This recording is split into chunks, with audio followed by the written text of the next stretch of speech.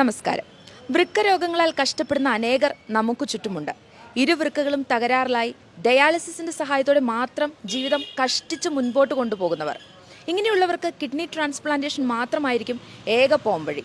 എന്നാൽ ഭീമമായ ചികിത്സാ ചെലവും അനുയോജ്യമായ ദാതാവിനെ കണ്ടെത്താത്തതും വെല്ലുവിളിയാണ്. ഇത്തരത്തിൽ നിരാശപ്പെട്ടിരിക്കുന്നവർക്ക് ഒരു അത്ഭുത പരമ്പരാഗത വൈദ്യനെ പരിചയപ്പെടുത്താം. ശിവകുമാർ എന്നാണ് അദ്ദേഹത്തിൻ്റെ പേര്. അദ്ദേഹം ബംഗളൂരുവിൽ KR പുരത്ത് നടത്തുന്ന ക്ലിനിക്കിൻ്റെ മുൻപിലാണ് ഞാൻ ഇപ്പോഴുള്ളത്. ഇപ്പോൾ സമയം രാത്രി 8 മണി കഴിഞ്ഞു. രാവിലെ 11 മണിക്കാണ് ഈ ക്ലിനിക്ക് സ്റ്റാർട്ട് ചെയ്യുന്നത്.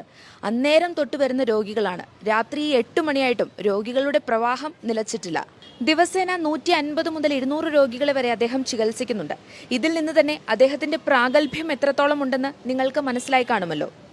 വൃക്കരോഗങ്ങൾ കൊണ്ട് പൊറുതിമുട്ടി ഇവിടെ എത്തിയ അനേകർക്ക് പൂർണ്ണമായ സൗഖ്യം പ്രാപിക്കാൻ സാധിച്ചിട്ടുണ്ട്.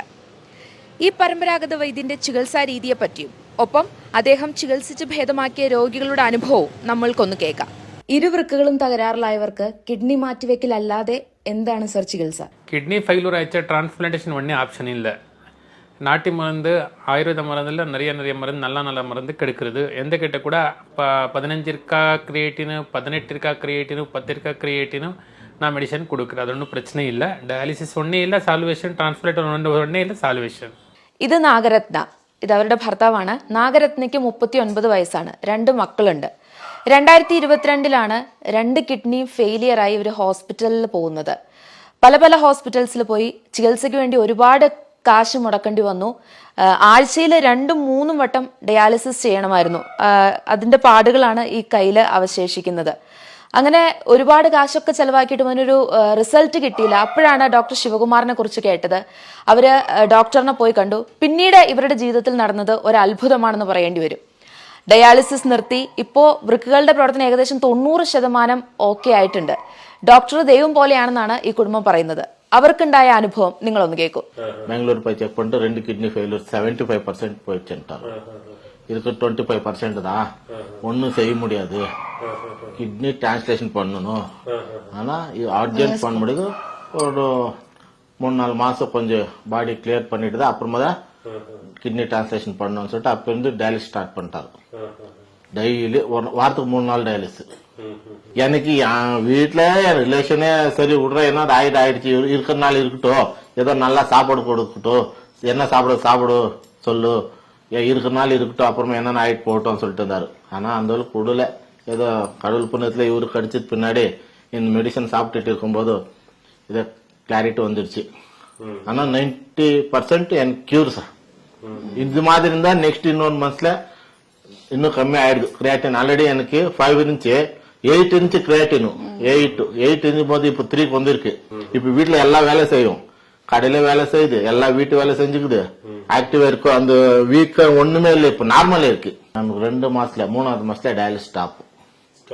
ஆமா, ஸ்டாப் ஆயிடுச்சு. டாக்டர் என்ன நம்ம ஹாஸ்பிட்டல்ல இது ஒரு மிராக்கிள்னு சொல்லிட்டாரு. எனக்கு என்ன பண்ணிட்டு இருக்கான்னு நான் எதுவுமே சொல்ல. அவர் சொல்லிருக்காரு, அவர் சொன்ன மாதிரி கரெக்டா நடந்துக்கணும். கரெக்டா அவர் சொன்ன மாதிரி நம்ம மெயின்டைன் பண்ணா எல்லாருக்குமே கியூர் ஆகும். டயாலிசிஸ் கண்டினியூ ஆனா பணம் நல்லா இருக்கணும். கொஞ்ச நாள் டயாலிசிஸ் பண்ணிட்டு இப்போ பணம் இல்லாக்கிறவங்க சீக்கிரம் சத்துறோம், பணம் இருக்கிறவனும் கொஞ்சம் மெதுவா சவரான சாகிறது கன்ஃபார்ம். அதுல இதுல வந்து பச்சாவாயிட்டுமா. டாக்டர் கடவுள் சார், டாக்டர் கடவுள். ரொம்ப நம்பி வாங்கலாம். நல்ல மருந்து, நல்ல ரிசல்ட், எல்லாருமே நம்பி வாங்கலாம்.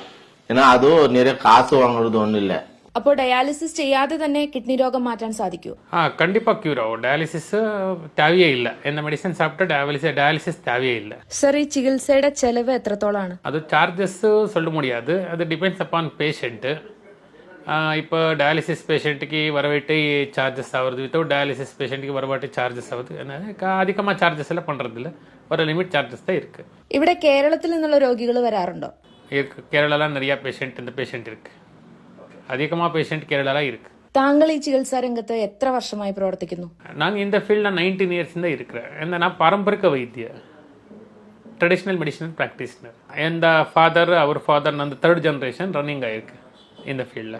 ഈ വൃക്കരോഗത്തിന്റെ ലക്ഷണങ്ങൾ എന്തൊക്കെയാണ്? அது ஐடென்டிஃபிகேஷன் யூரின்ல நிறைய போகிறது, ஃபார்ம் போகிறது. அதுதான் main symptom. Starting symptom UTI, urinary tract infection. யூரின்ல நிறைய வரும், ஸ்மெல் வரும். அதெல்லாம் ஐடென்டிஃபிகேஷன் பண்ணும். இது ஏன்னா யூரின் இன்ஃபெக்ஷன் இருக்குது, போய் டெஸ்ட் பண்ணும். ட்ரேஸ் வந்தால் தான் யூரினில் ப்ரோட்டீன் லாஸ் ஆகுது. அப்புறமா கிட்னி சுரங்கி போகிறது. ரெண்டும் கிட்னி சுரங்கி போச்சா கிரியேட்டின் அதிகமாக ஆகுறது, ஜிஎஃப்ஆர் லெவல் லோ ஆகுறது. அவரை அது கிட்னி ஃபெயிலியர், ஹாஸ்பிட்டலில் டயாலிசிஸ் பண்ணும், டிரான்ஸ்பிளான்டேஷன் பண்ணும். எந்த தெரப்பியில் டயாலிசிஸ் டிரான்ஸ்பிளான்டேஷனும் தேவையில்லை. മെയിൻ സിംറ്റം യൂറിനിൽ നിറയെ പോകരുത്. സർ, ഈ 100% പ്രവർത്തനരഹിതമായ കിഡ്നി നമുക്ക് ചികിത്സിച്ച് ഭേദമാക്കാൻ പറ്റുമോ? ആവരുത്. കണ്ടിപ്പാ ആയുർവേദമിൽ ആവരുത്, നാട്ടി മരുന്നിൽ ആവരുത്. താങ്കളുടെ ചികിത്സയുടെ കാലയളവ് എത്രയാണ്? അത് ഒരു പേഷ്യൻറ്റിക്ക് 3 മാസം ആവരുത്, ഒരു പേഷ്യൻറ്റിക്ക് 6 മാസം, ഒരു പേഷ്യൻറ്റിക്ക് 10 മാസം ആവരുത്. മിനിമം 1 ഇയറിൽ ഞാൻ ക്യൂർ പണി കൊടുക്കുறேன். വൃക്ക രോഗികളോട് താങ്കൾക്ക് നൽകാനുള്ള ഉപദേശം എന്താണ്? ഒന്നും അഡ്വൈസ് ഇല്ല. ഡയാലിസിസ് ഒന്നേ പെർമനന്റ് സൊല്യൂഷൻ ഇല്ല, டிரான்ஸ்பிளான்டேஷன் ஒன்னே பெர்மனன்ட் சொல்யூஷன் இல்லை. ஆயுர்வேதமில் நிறைய மெடிசன் இருக்குது. எந்த கட்டு கூட நல்ல மெடிசன் கிடைக்கிறது. ஆரம்ப வாங்க, நம்பிக்கையிட்டு வாங்கணும். டென்ஷன் எடுத்துக்க கூடாது. கிரியேட்டின் அதிகமாகிடுச்சு, கிட்னி போயிடுச்சு, லைஃபே போயிடுச்சு, அதெல்லாம் ஒன்றும் இல்லை. டென்ஷன் எடுத்தால் வியாதி அதிகமாக வருது, ஜாஸ்தியாக வருது. ടെൻഷൻ ഫ്രീ ആയി ഇരിക്കണം, മെഡിസിൻ സാപ്പിടണം, ക്യൂർ பண்ணணும். കിഡ്നി സംബന്ധമായ അസുഖങ്ങൾക്ക് മാത്രമല്ല, ക്യാൻസർ, സന്ധിവേദന, ചർമ്മരോഗങ്ങൾ എന്നിവയ്ക്കും ഈ വൈദ്യന്റെ പക്കൽ പരിഹാരമുണ്ട്. നമ്മുടെ നാട്ടിലും വൃക്ക രോഗികൾ കൂടി വരികയാണല്ലോ. ഈ വീഡിയോ കണ്ടുകൊണ്ടിരിക്കുന്ന നിങ്ങളുടെ പരിചയത്തിൽ ആരെങ്കിലും കിഡ്നി ഫെയിലിയർ സംഭവിച്ചവരുണ്ടെങ്കിൽ അവർക്ക് ഈ വീഡിയോ ഒന്ന് ഷെയർ ചെയ്തു കൊടുക്കുക. ഒരുപക്ഷെ അവരുടെ അവസാന അത്താണിയായേക്കാം ശിവകുമാർ എന്ന ഈ പരമ്പരാഗത വൈദ്യൻ.